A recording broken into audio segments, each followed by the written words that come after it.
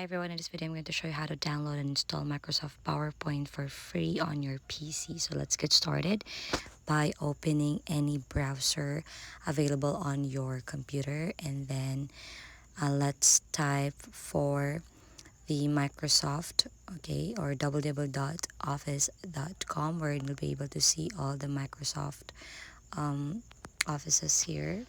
So we have here signing in, or if you don't have, then you can sign up right away to Microsoft 365, and you'll be asked to sign in to your Microsoft account. Or if you don't have, you now tap create one.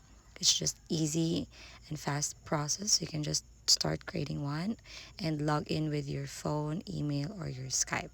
So we are now here on our Office Microsoft 365 profile. All you have to do is to tap on the PowerPoint. So once you have this downloaded on your phone, you can easily access here the PowerPoint presentations. Not only that, and other presentations as well, like Word, Excel, and Outlook. So you can create a new blank presentation, or you can just edit some of the themes available in here. So this is very easy, like this one.